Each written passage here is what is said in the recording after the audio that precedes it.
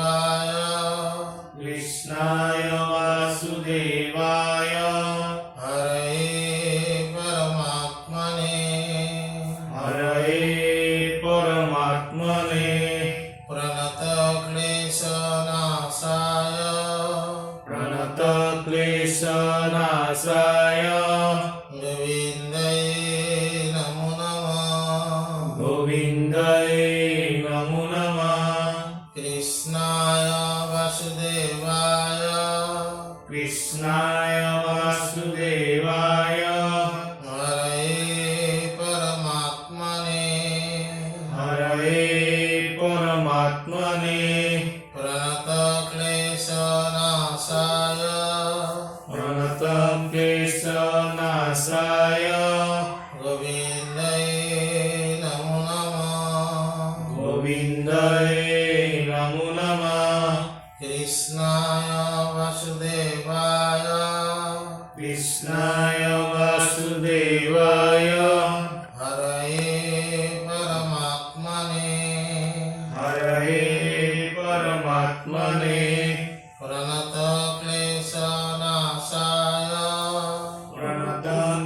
क्लेशनाशाय गोविन्दाय नमो नमः गोविन्दाय नमो नमः कृष्णाय वासुदेवाय कृष्णाय वासुदेवाय हरे परमात्मने हरये परमात्मने प्रणतक्लेशनाशाय प्रणतक्लेशनाशाय गोविन्दाय नमो नमः गोविन्दाय नमो नमः कृष्णाय वासुदेवाय कृष्णाय वासुदेवाय हरे परमात्मने हरये परमात्मने प्रणतक्लेशनाशाय प्रणतक्लेशनाशाय गोविन्दाय नमो नमः गोविन्दाय नमो नमः कृष्णाय वासुदेवाय कृष्णाय वासुदेवाय हरे परमात्मने हरये परमात्मने प्रणतक्लेशनाशाय प्रणतक्लेशनाशाय गोविन्दाय नमो नमः गोविन्दाय नमो नमः कृष्णाय वासुदेवाय कृष्णाय वासुदेवाय हरे परमात्मने हरये परमात्मने प्रणतक्लेशनाशाय प्रणतक्लेशनाशाय गोविन्दाय नमो नमः गोविन्दाय नमो नमः कृष्णाय वासुदेवाय कृष्णाय वासुदेवाय हरे परमात्मने हरये परमात्मने प्रणतक्लेशनाशाय प्रणतक्लेशनाशाय गोविन्दाय नमो नमः गोविन्दाय नमो नमः कृष्ण हरि ओरा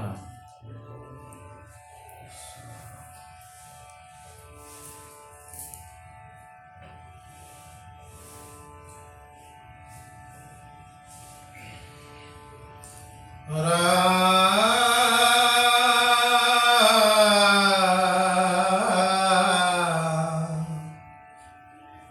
हरे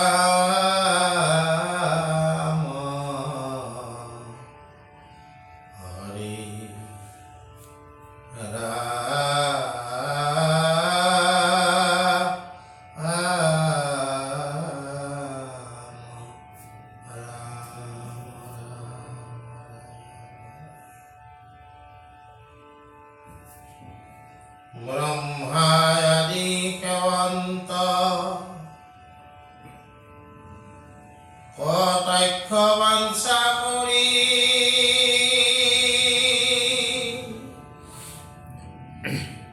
হেন লক্ষ্মী দেবী হাতে পদ্মগুত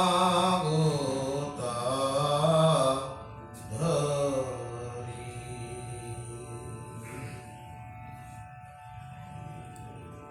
হে রামকৃষ্ণ পদ পদ্ম দুইকো বিচারি পুরান্ত জানি সর্বোত্তম দেব ভজা ভগবন্ত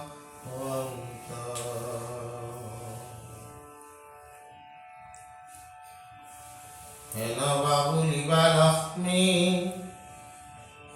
পরম ঈশ্বরী কিহেতু কৃষ্ণক সেৱা কৰন্ত সাদৰী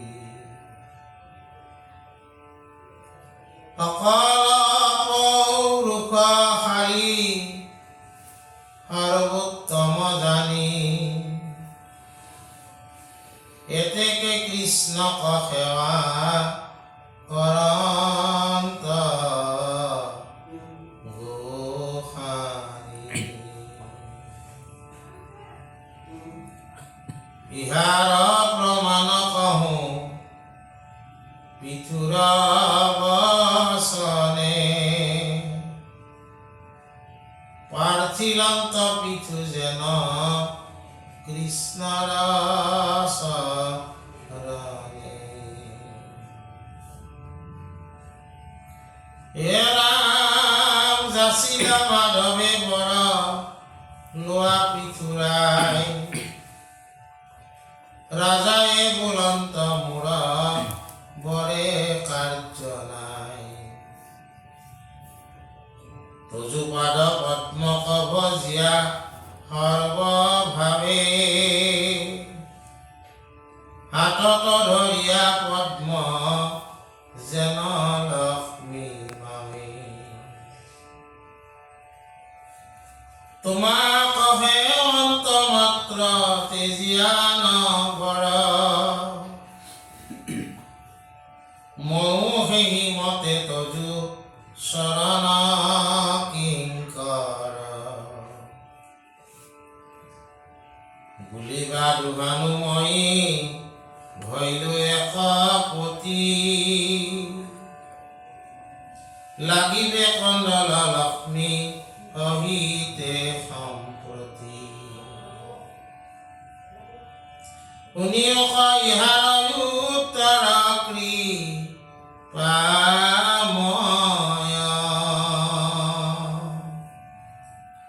উত্তম পুৰুষ তুমি গুণৰায়ালয়।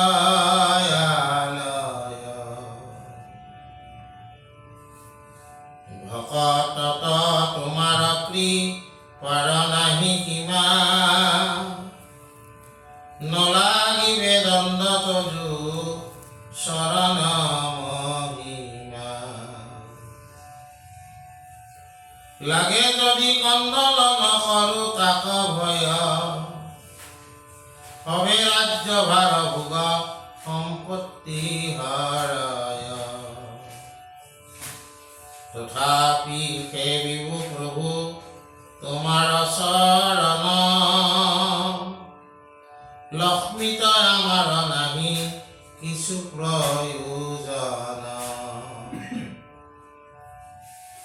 হে ৰাম নিজানন্দ স্বৰূপ যিহেতু দামোদৰ লক্ষ্মীৰ বস্তুত নাহি এতেকে আদৰ। তথাপি ভক্তৰ কৰা অল্পক বিস্তাৰ দৰিদ্ৰ বৎসল তুমি কৃপাৰ সাগৰ। হে ৰাম স্বৰূপত লক্ষ্মী দেখ নকৰে ভক্তক মাতৃ যেন অনুগ্ৰহ কৰয় পুত্ৰক। এই মতে জগত জননী লক্ষ্মী মাৱে তজু ভকতক দয়া কৰন্ত স্বভাৱে। হে ৰাম জগতৰ আত্মা কৃষ্ণ তুষ্ট ভৈলা যাৰ দেখাইলো লক্ষ্মী যেন ত্ৰিপিতি তাহাৰ। আজি আমাৰ এই ৰত্নাৱলী গ্ৰন্থত যিখিনি পাঠ কৰিছো তাতে তাৰমানে যোৱাকালি আমি ভগৱন্ত সৎ চিদানন্দ স্বৰূপ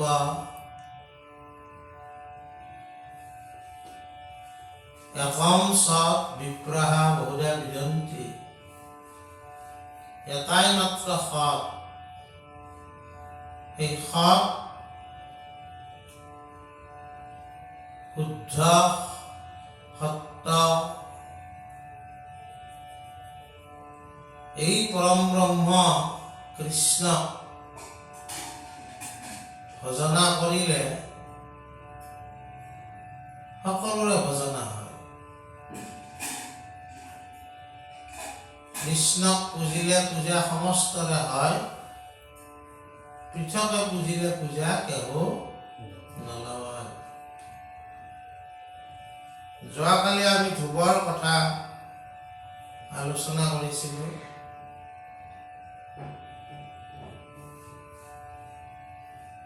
আজি সেই আলোচনাৰ পিছৰ পৰা আমি আৰম্ভ কৰিছোঁ। ব্ৰহ্মাকে আদি কৰি যিমান দেৱ দেৱী আছে, লক্ষ্মীকে আদি কৰি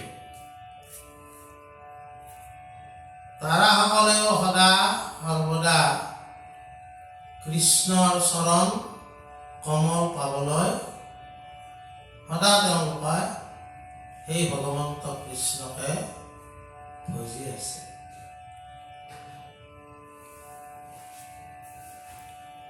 এই দেৱ দেৱীবিলাকে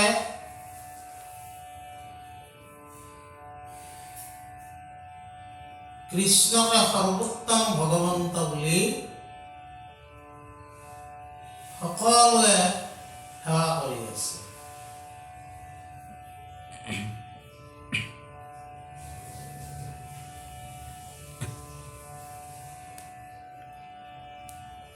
গতিকে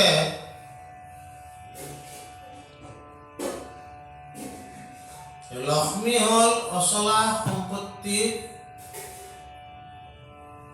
অধিকাৰী।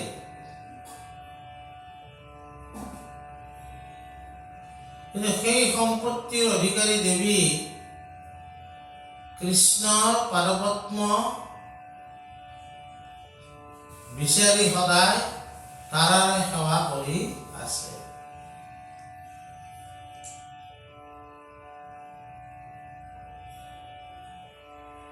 কাৰণ লক্ষ্মী দেৱী সৰ্বোত্তম পৌৰশালী ভগৱন্ত বুলি জানে। আৰু সেইকাৰণে সেই সৎ চিদানন্দ স্বৰূপ ৰূপ ভগৱান কৃষ্ণ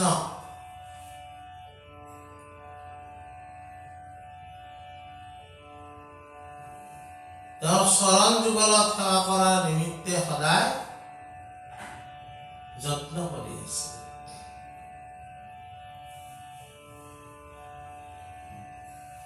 এইখিনিতে এটা ৰজাৰ কথা উল্লেখ কৰিছে। সেই ৰজাটোৰ নাম হ'ল পৃথু। বিশদভাৱে এই পৃথু ৰজাৰ কথা ভাগৱতৰ ৪ৰ্থ স্কন্ধত আছে।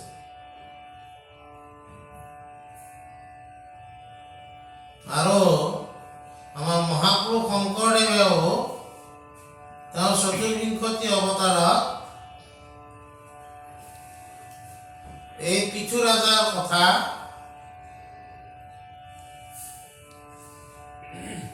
অকমান লিখিছে।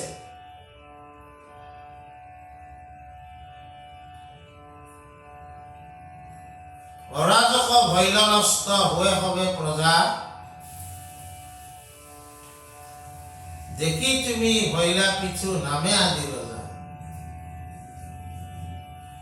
পৃথিৱীক ধৰিয়া দুহিলা হবে ৰস, জগতকে ব্যাপিলে তোমাৰ মহাযশ। ৪বিংশতি অৱতাৰত গুৰুজনে এই পৃথু ৰাজা এটা অৱতাৰ বুলি উল্লেখ কৰিছে ভাগৱতৰ আগত। পৃথু ৰাজানো কোন আছিল?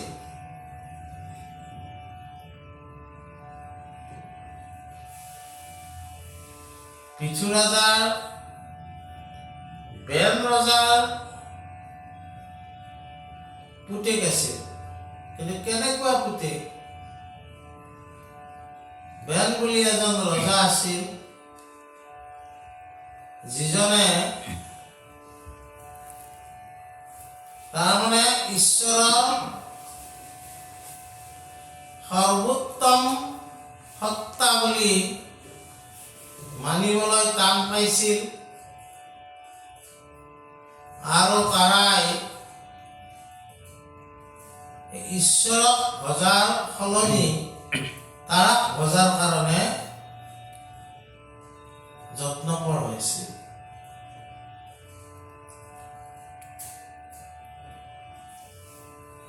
হিৰণ্যকশিপুও তেনেকুৱা কৰিছিল।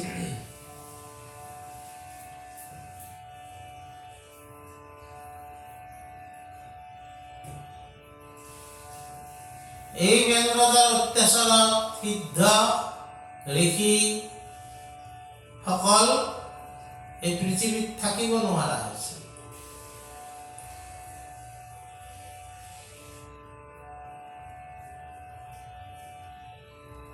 তাৰপিছত বেংৰজাৰ ঋষিসকলে তেওঁক পতন বিচাৰিছিল।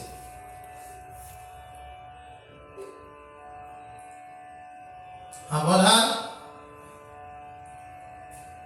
সন্ত লোকসকলে কাৰোবাৰ যদি পতন বিচাৰে তেওঁৰ পতন নিশ্চিত।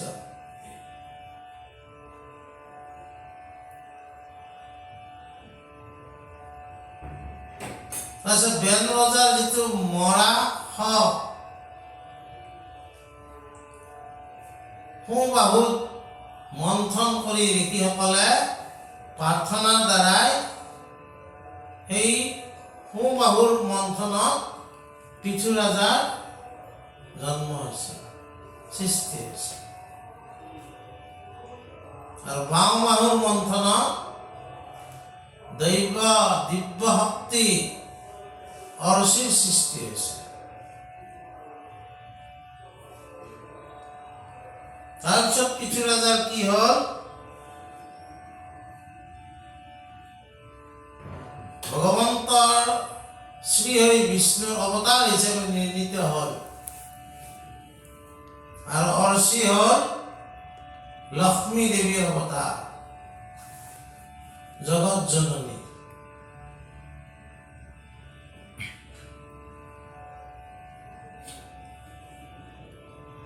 সেই সময়ত কি হৈছিল?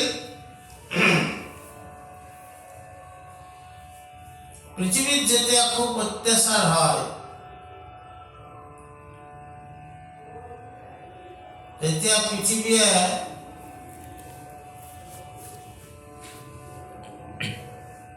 অন্ন, জল, ঔষধি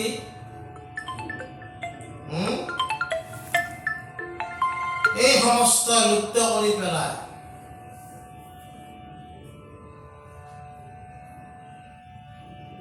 কাৰণ এইবিলাক থাকিলে দুষ্ট শক্তিৰ বৃদ্ধি হ'ব।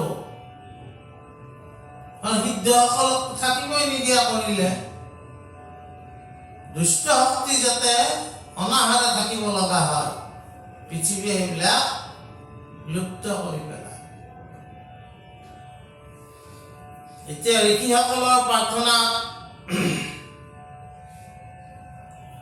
পৃথু ৰজাৰ উৎপত্তি হ'ল।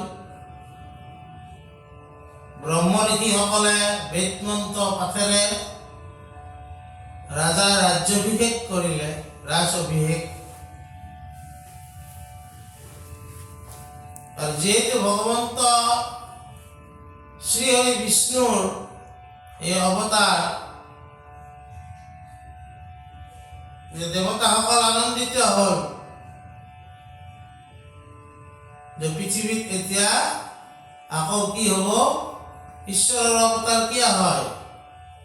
ধৰ্মক স্থাপন কৰাৰ কাৰণে, অধৰ্মক নাশ কৰাৰ কাৰণে, সন্তসকলক পালন কৰাৰ কাৰণে, দুষ্ট দমন কৰাৰ কাৰণে।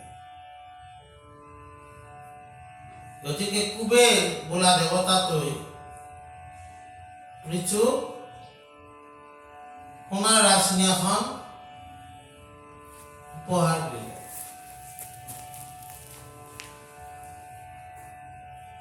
আৰু বৰুণ দেৱতাই কি কৰিলে? শীতল চাহ পৰা শ্বেতছত্ৰ দিলে, বগা ছত্ৰ ছাতি, তাৰে তলত যাতে তেওঁৰ মগজুটো শীতল হৈ থাকে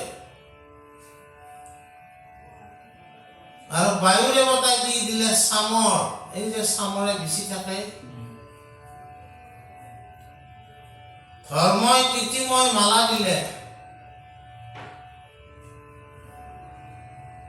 ইন্দ্ৰই মনোহৰ মুকুট দিলে, সুন্দৰ মুকুটটো, যমৰাজে দিলে দণ্ড,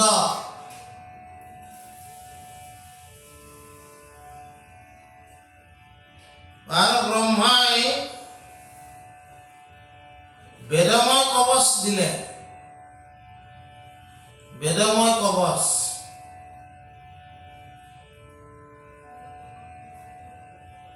সৰস্বতীয়ে সুন্দৰ হাৰ দিলে, শ্ৰীহৰি বিষ্ণু সুদৰ্শন চক্ৰ দিলে,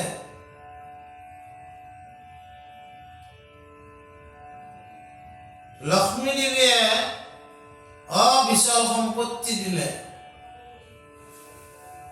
মহাদেৱে কি দিলে? তৰোৱাল দিলে, জগত জননী মা অম্বিকাই ঢাল দিলে, চন্দ্ৰ অমৃত, ত্ৰস্তাই ৰস দিছে, সূৰ্যই তেজময় বাং দিছে, পৃথিৱীয়ে পাদুকা দিছে, য'তে ইচ্ছে ত'তে যাব পাৰে, যুগময় পাদুকা,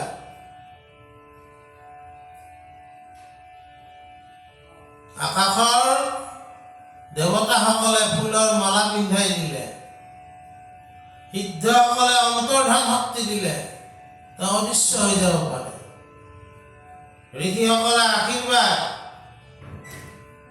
আৰু সমুদ্ৰই জলমাৰ্গ দিলে, পানীৰ মাজেদিও তেওঁ বাধাহীনভাৱে যাব পাৰে, পৰ্বতে পৰ্বতমাৰ্গ, পৰ্বতৰ কোনো বাধা নহয়, গতিকে পৃথু ৰাজা সকলোৱে সকলো দিলে। এই পৃথু ৰাজাৰ কি হ'ল,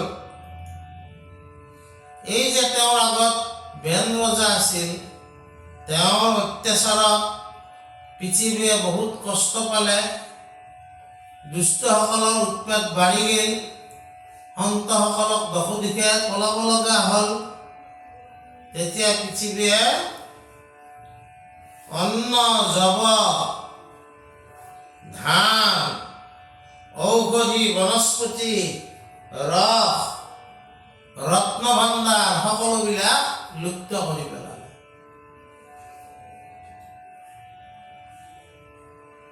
বুজা নাই?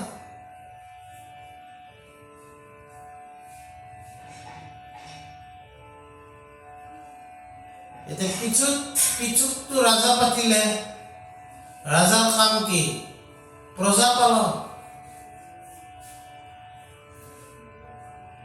প্ৰজাক কেনেদৰে পালন কৰিব? এই সম্পদসমূহ ৰজাক লাগিব।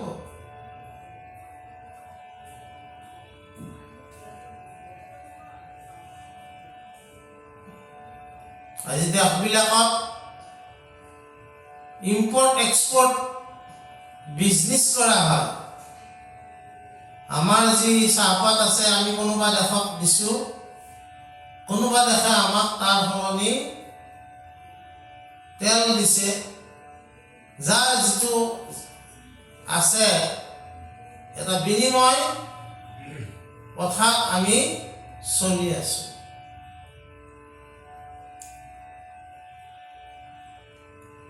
অসমত যেনেকৈ চাহপাত হয় পৃথিৱীৰ ক'তো নহয়। অসমৰ চাহপাতে গোটেই বিশ্ব বজাৰ দখল কৰি আছে।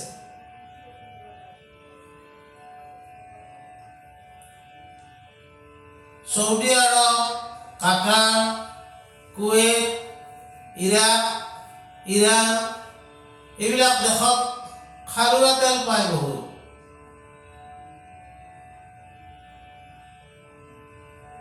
তেওঁলোকে সেই তেলবিলাক বেলেগ দেশলৈ পঠিয়াই আছে।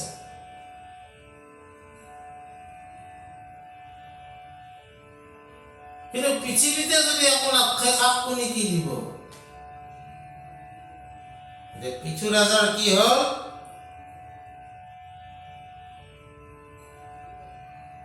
চিন্তাত পৰিল যে মই ৰজা হলো হয়, মোক দেৱতাসকলেও সকলো দিছে, কিন্তু মই প্ৰজা পালন কৰিবলৈ হলে এই পৃথিৱীত যি আছে সেই সম্পদসমূহ মই উদ্ধাৰ কৰিব লাগিব। ইতিমধ্যেতো পৃথিৱী সমতল ভূমিও নোহোৱা হৈ গৈছে খেতি কৰিব পৰা।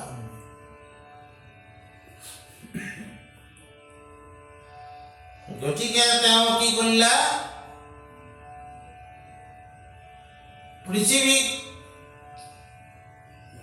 এই সম্পদসমূহ যিহেতু পৃথিৱীৰ গৰ্ভত আছে, তেওঁ লুকাই ৰখাটো তেওঁ অপৰাধ হৈছে। কাৰণ প্ৰজাবিলাক পালিত হ'ব লাগিব। পিঠু ৰজাই পৃথিৱীক ক'লে যে মই মোৰ যুগবলৰ ফলত নতুনকে এই সম্পদসমূহ ৰচনা কৰিম, কিন্তু তোমাক মই শাস্তি দিম, কাৰণ মোৰ প্ৰজাসকলক পালন কৰা ব্যৰ্থ হোৱাৰ কাৰণ তুমি হৈছা। পৃথিৱীক কৈছে, বুজানা? এই বুলি ধেনুহৰ ললে, লগে লগে পৃথিৱীয়ে গাই ৰূপ ললে। ধেনুহৰলৈ তেওঁ খেদিছে। স্বৰ্গ মৰ্ত্য পাতাল সকলোতে কি কৰি আছে? ঘূৰি আছে। কিন্তু শেষত পৃথিৱীয়ে বুজি পালে কি? যে মোক যিজনে খেদিছে সেইজন হল ভগৱন্ত নিজে, ঈশ্বৰৰ অংশ অৱতাৰ। যদি ঈশ্বৰে মোক নাপাইছে, কোনে মোক পাইছে?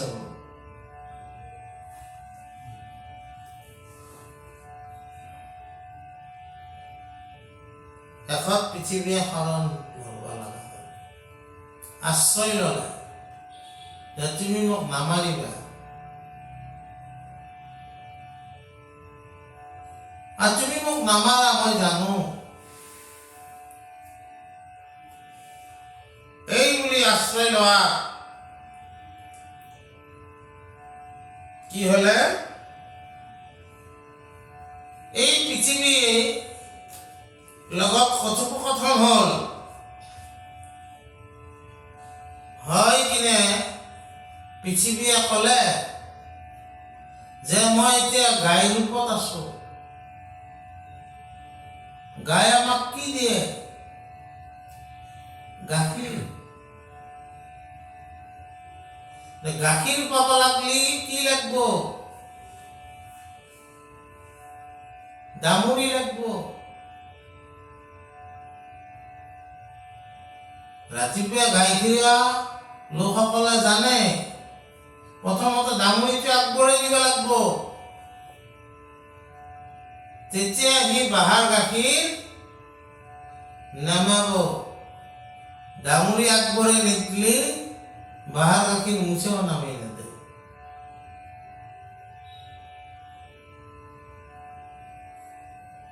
বাহাত গাখীৰ থাকিলেও নামি নেদে। পৃথিৱীয়ে ক'লে মই এতিয়া গাই ৰূপত আছো, মোৰ পৰা যদি দুগ্ধ, সেই দুগ্ধৰ ভিতৰতে চব আছে, লাগে তেনেহলে দামুৰি যোগাৰ কৰা আৰু পাত্ৰ যোগাৰ কৰা। তেতিয়া তাৰমানে কি হ'ল? এইটো ডাঙৰ কাহিনী। পিঠু ৰাজাই প্ৰথমতে মনুক দামুৰি কৰিলে আৰু কৰি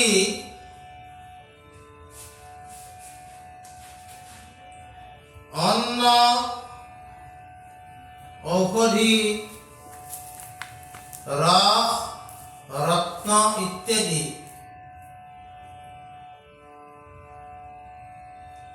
গাইৰূপী পৃথিৱীৰ পৰা দোহন কৰিলে। বুজানা? ইয়াত বহুত উদাহৰণ আছে, মই কেইটামান উদাহৰণ কৈছো আৰু। গুৰু বৃহস্পতি কিবা ডাঙৰি কৰিছে,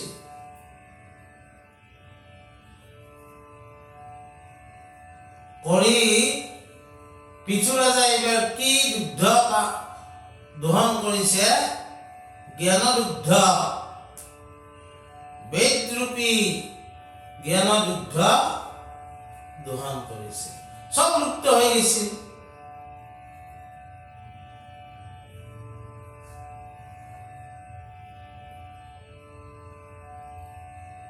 এইবাৰ ইন্দ্ৰক দোহন ডাঙৰি কৰিলে, কৰি কি অমৃত, বীৰ্য, শক্তি, কোষ আদি পৃথিৱীৰ পৰা গ্ৰহণ কৰিলে।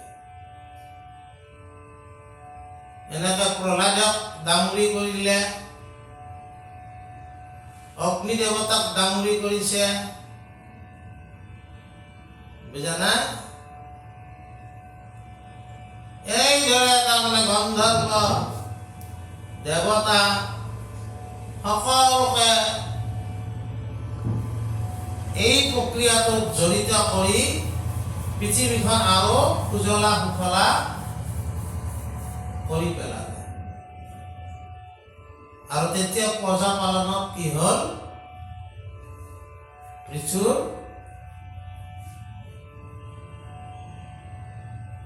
সুবিধা হ'ল। সুন্দৰকৈ তেওঁ প্ৰজাসকলক পালন কৰিবলৈ সামৰ্থ্য হ'ল।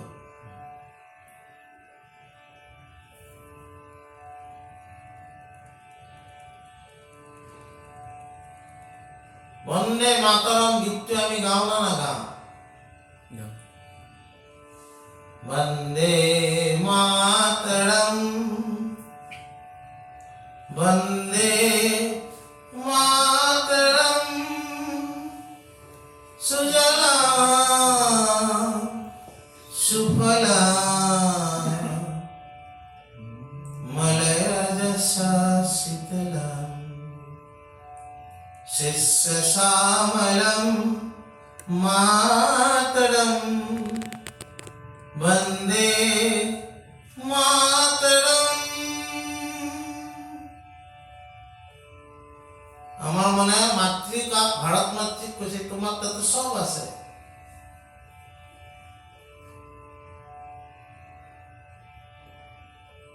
এই গীতের দ্বারাই স্বাধীনতা লাভ করেছিল।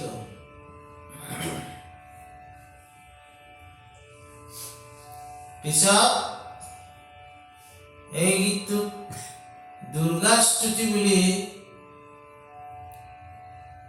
কিছু কিছু লোকে কোৱাত এখন যেতিয়া ধৰ্মনিৰপেক্ষ দেশ বুলি প্ৰতিষ্ঠিত হ'ল, গতিকে এইটো ৰাষ্ট্ৰীয় জাতীয় সংগীত কৰি থৈ দিলে, কিন্তু ৰাষ্ট্ৰীয় সংগীত হিচাপে কাক আনিলে? জনগণ মন অধিনায়ক জয় হে, ভাৰত ভাগ্য বিধাতা। এইবিলাকত বিতৰ্ক আছে, কিন্তু আমি আৰু ভাগৱত পাঠত শিকিলে বিতৰ্কত নাযাওঁ, তাকো শাস্ত্ৰ পাঠত। এই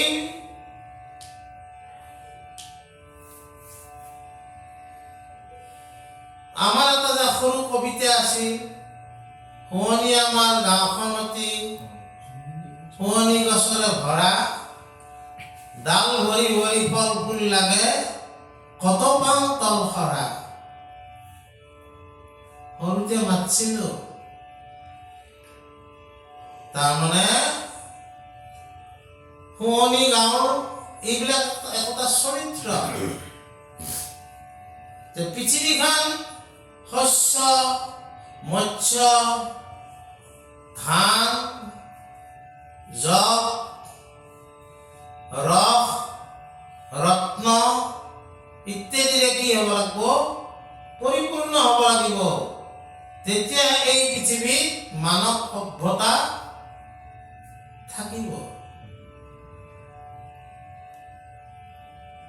এই মানৱ সভ্যতা পুনৰবাৰ ৰক্ষা কৰাৰ কাৰণে পৃথুই এইবিলাক কৰিলে তাৰপিছত যথাক্ৰমে পৃথুটো ঈশ্বৰৰে অৱতাৰ এই পৃথুৱে এইবিলাক কাম কৰি ঈশ্বৰ আৰাধনা কৰোঁতে ঈশ্বৰে কি কৰিলে অংশ অৱতাৰে পূৰ্ণ ব্ৰহ্ম ঈশ্বৰে কি ক'লে তুমি বৰ লোৱা আজি লাগে কিন্তু পিছু ৰাজাই কি ক'লে যে মোক আকৌ বৰ নালাগে পূৰ্ণ ব্ৰহ্ম ঈশ্বৰে তেওঁক বৰ ল'বৰ কাৰণে উপদেশ কৰিছিল কিন্তু তেওঁ ক'লে মোক বৰ নালাগে কাৰণ যি লক্ষ্মী দেৱী তোমাৰ চৰণ সেৱা কৰি থাকে মই বৰ ল'লে কি পাম মই লক্ষ্মী দেৱীক পাম ধন ঐশ্বৰ্য বিভূতিৰ গৰাকী হম কিন্তু মই দেখিছো যে ধন ঐশ্বৰ্য বিভূতিৰ গৰাকী লক্ষ্মী দেৱী তোমাক দেখোন চৰণ সেৱা কৰি থাকে গতিকে মোকো সেই চৰণ সেৱাৰ লগতে তুমি জড়িত কৰা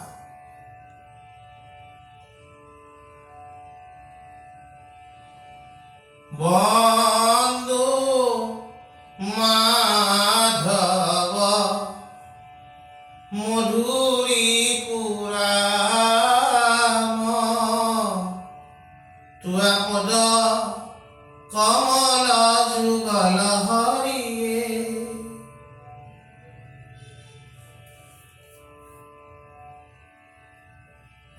প্ৰিয় প্ৰিয় প্ৰিয় অমিয়া মাধুৰী হৰি নাম ৰাম ৰাম দূৰতে তেজিয়া থৈয়া নজত মনস্কাম ৰাম ৰাম মাধৱদেৱে আমি সদায় গোৱা নাম ছন্দ হৰণ ছন্দত এই সমস্ত সোমাই থৈ দিছে কি ক'লে যে তোমাৰ পদ কমল চৰণ যুগল মই সেৱা কৰি থাকিব বিচাৰো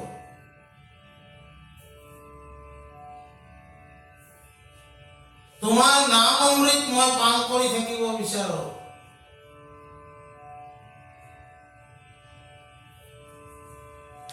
প্ৰিয় প্ৰিয় প্ৰিয়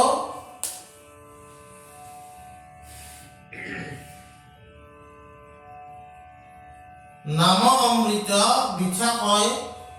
বিথা কথা কয় নমৰা চিত্ত ঈশ্বৰৰ নাম মোৰ বাহিৰে বাকী সকলোবিলাক বৃথা তুমি মোক সেইবিলাক কৃপা কৰিব লাগে তোমাৰ নামৰ অমৃত পি থাকি তোমাৰ চৰণ যুগলৰ যাতে মই ভজনা কৰিব পাৰো মোক বৰ নালাগে এটোৱে হ'ল ভক্তিৰ ৰহস্য ইয়াৰ পিছৰ পদখিনিয়ে কি কৈছে ৰাম কৃষ্ণ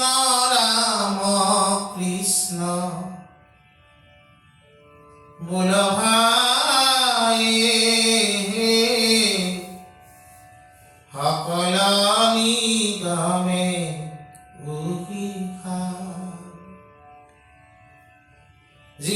যিমানবিলাক নিগম শাস্ত্ৰ আছে তাৰ ভিতৰত নিগমৰ কল্পতৰু হ'ল মহাভাগৱত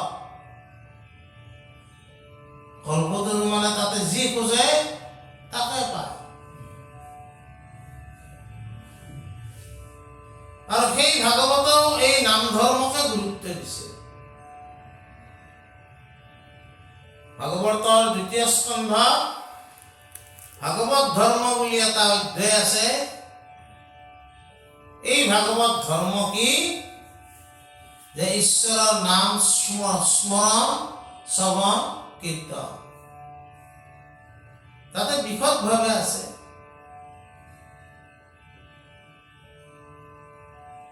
এই নিগম শাস্ত্ৰবিলাকৰ সাৰ বুলি কৈছে ঈশ্বৰৰ নাম। ৰাম কৃষ্ণ বোল ভাই সকল নিগমে তুহি সুমৰিতে হৰি বৈষ্ণৱ হৈ ভাই সুখে পাই ভৱ নদী পাই।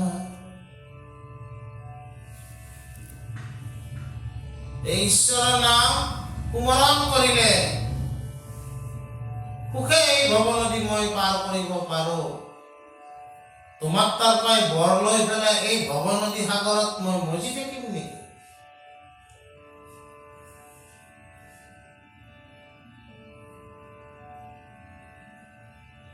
যি পালো সি এদিন খৰচ হৈ যাব। তাৰপিছত মই কি কৰিম? সি পূৰ্ণ আনন্দ মোক দিব নোৱাৰে। কিন্তু তোমাৰ নাম গুণ শ্ৰৱণ কীৰ্তন স্মৰণ কৰা যি ভক্তিবাদ, এই ভক্তিবাদ যদি মই গ্ৰহণ কৰো তেতিয়াহ'লে পূৰ্ণানন্দ ভগৱন্তৰ আশ্ৰয় মই পাব পাৰিম। কোনটো ভাল হ'ব এতিয়া?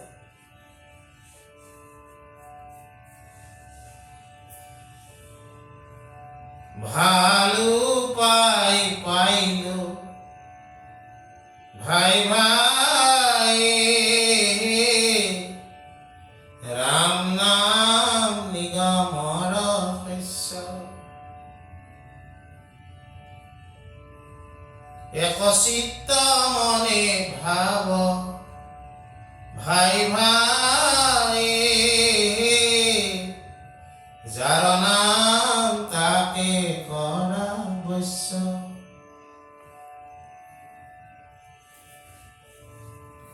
এই নিগম শাস্ত্ৰৰ ৰহস্য কি? যে ঈশ্বৰক সন্মান কৰিলে ঈশ্বৰে ভাল পায়। আৰু নিগম শাস্ত্ৰবিলাকৰ ৰহস্য এইটোৱে। তেতিয়া তেনেকুৱা ভক্তৰ কাৰণে ঈশ্বৰে নকৰিবলগীয়া কামো কৰিব লগা হয়। অসম্ভৱকো সম্ভৱ কৰে। এই পিছু ৰজাৰে জন্ম তেনেকৈয়ে। বেন ৰজাৰ পুতেক তেওঁ মৃত্যুৰ পিছত তেওঁ সুহাগখান মথন কৰোঁতে পিছু ৰজাৰ জন্ম হৈছে।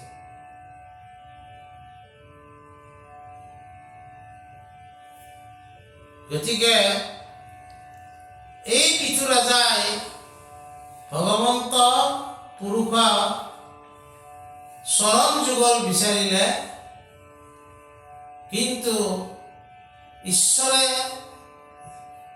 যিটো বৰ দিব খুজিলে, যি বৰৰ ফলত বৰ লাভৰ ফলত তেওঁ এই ধৰাধামত স্বৰ্গ সুখত পৰিতৃপ্ত হৈ থাকিব পাৰিলে হয়। কিন্তু ঈশ্বৰ অৱতাৰ পিছুৱে গম পাইছে এই পৰিতৃপ্তিও এদিন কি হ'ব? ঈশ্বৰ সেৱা, ঈশ্বৰ চৰণ সেৱা, পদ অৰবিন্দ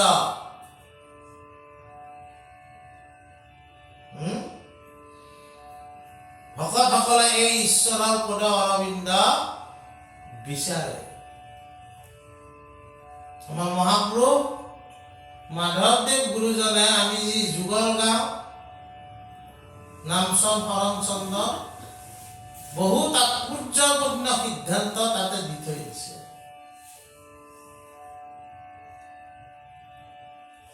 আৰু যেনেকৈ তাৰ ক'ব গ'লে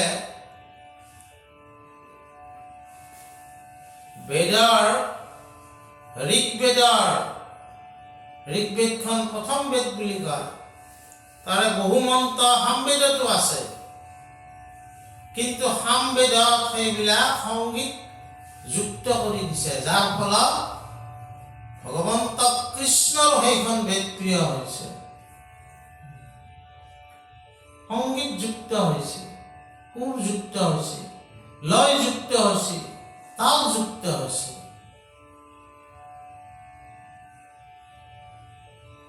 সুৰ, তাল, লয়,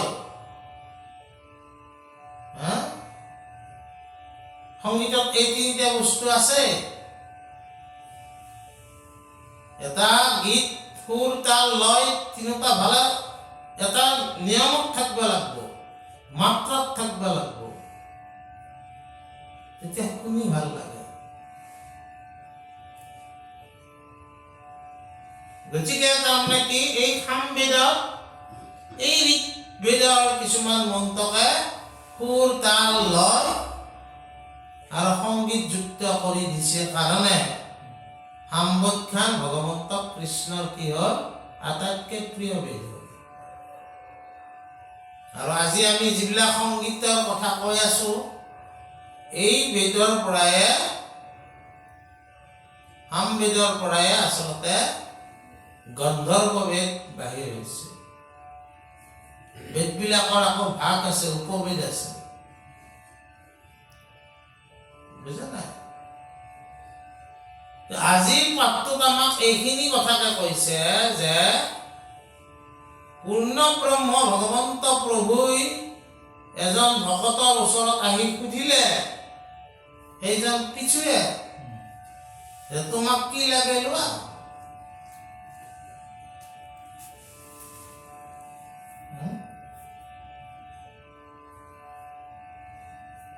কিন্তু পিছুৱে কি খুজিলে?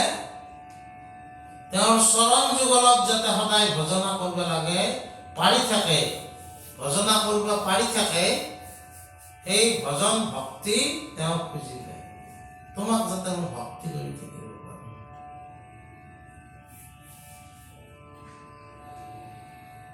আৰু সেইকাৰণে ভক্তি আটাইতকৈ শ্ৰেষ্ঠ বুলি কৈছে।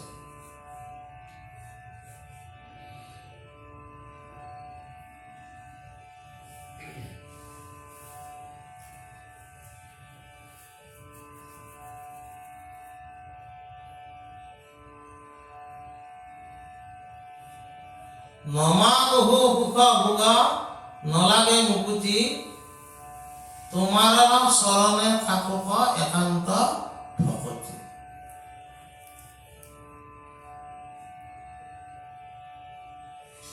গতিকে আজিৰ পাঠত যিহেতু এটা ভক্তি বিবেচন চলি আছে, আজি পৃথু ৰজাৰ কাহিনীৰে আমি বুজিব লাগিব যে ভক্তি কিমান শ্ৰেষ্ঠতা দিয়া হৈছে। আৰু আমিয়ে ভাগ্যৱান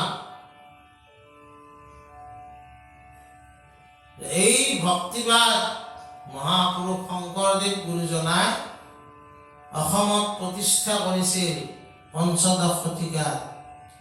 আগতেও আছিল, বৈষ্ণৱ ভক্তি নথকা নহয়, কিন্তু পদ্ধতিগতভাৱে পৰিশীলিতভাৱে পঞ্চদশ শতিকাত মহাপুৰুষ শংকৰদেৱ গুৰুজনাই এই নাম ধৰ্মৰ ধ্বজা বৰদোৱাত উৰুৱাইছিল।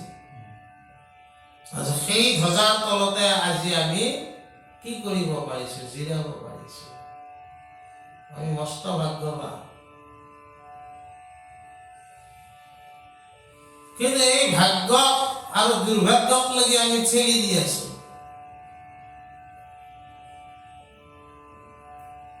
ইমান সুন্দৰ ভক্তিবাদ পায়ো আমি ভক্তিৰ পৰিৱৰ্তে আকৌ অভিষ্ট সিদ্ধিৰ কাৰণে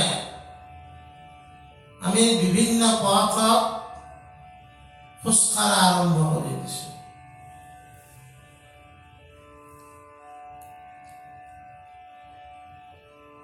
আমি আমি নিজকে উদাৰ বুলি পৰিচয় দিব খুজিছো নহয় উদাৰ তুমি তোমাৰ ঘৰৰ কাষৰ মানুহটোৰ লগত নহয় কিয়া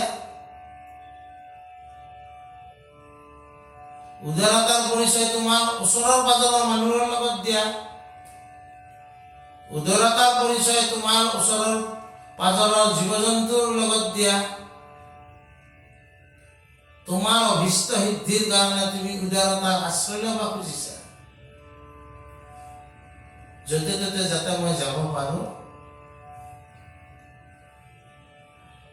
এই সুবিধাবাদ লোৱাসকলে এই ভক্তি জড়িত হ'ব নোৱাৰে শেষৰ ফালে মই অলপ কাঢ়াটা কৰোঁ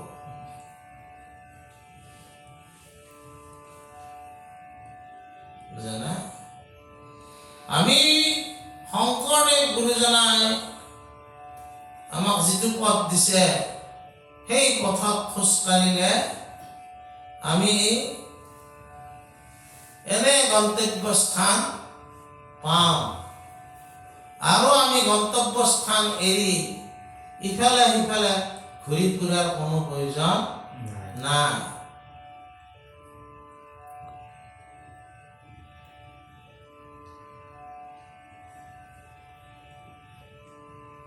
শেষত এই কথাখিনিকে কৈছে আৰু অলপমান আছে মই আজি আৰু নপঢ়ো কালি আকৌ আমি পিছৰখিনি পঢ়িম হ'ব কৃষ্ণ